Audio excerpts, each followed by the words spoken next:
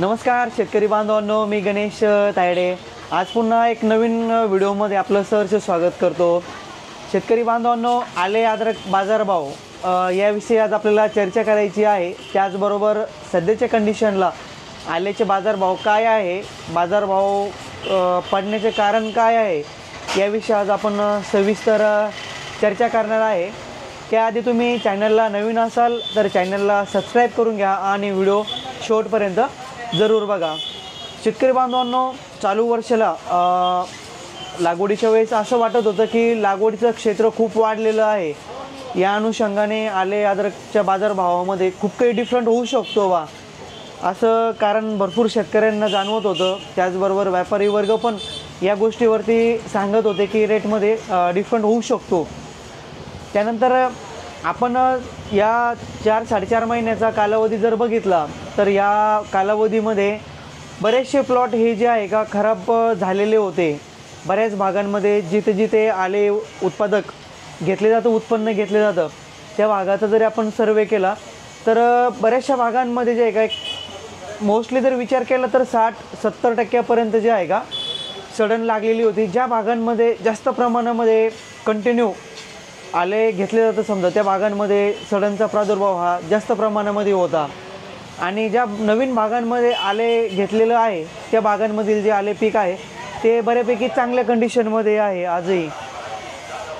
त्यानंतर शेतकरी बांधवांनो, आजचे जे आपण जर बघितलं तर आल्याचे जे बाजारभाव आहे हे कमी होण्याचं कारण म्हणजे हेच आहे की कुठलाही सण आपण जर बघितला तर ऑल ओव्हर इंडियामध्ये एखादा जर सण आला समजा तर अशा वेळेला जे आहे का बाजार हे पडतच असतात।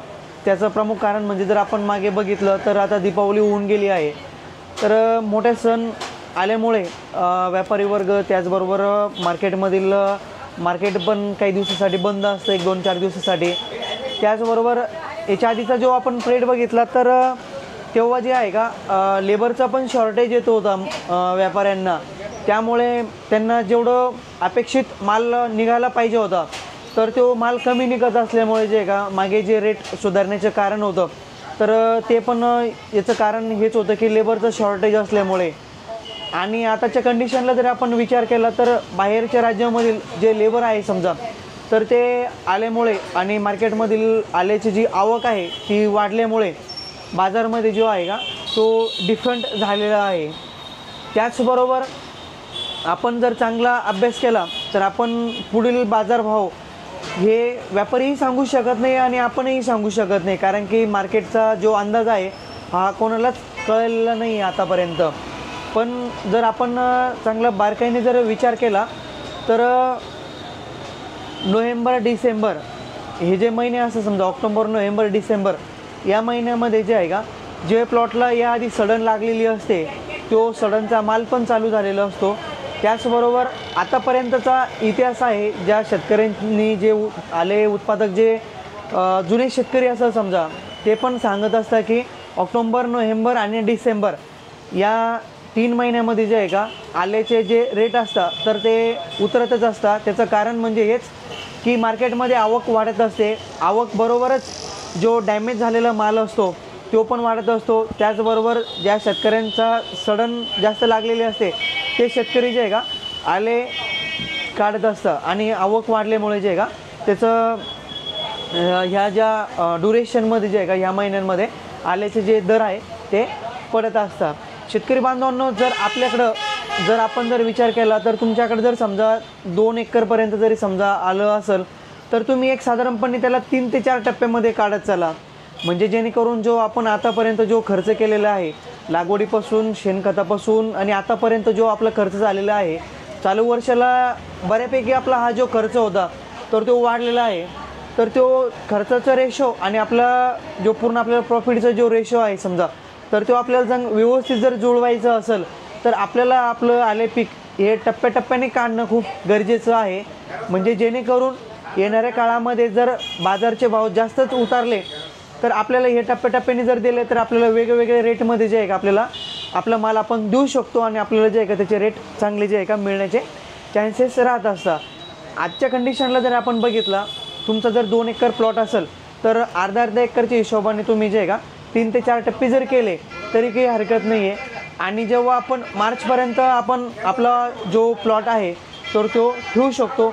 मार्चनंतर जेव्हा पुढचं जे खोडव्यासाठी जो प्लॉट जात समजा, तर त्याचा काही आपल्याला पुढचा आपण जास्त काही विचार केलेला नाही आहे. पण जर समजा आपल्याला जर हा चालू प्लॉट खोडव्यासाठी ठेवायचा नाही आहे, पण आपण फेब्रुवारी ते मार्चपर्यंत जे आहे का आपला प्लॉट हा आपण ठेवू शकतो.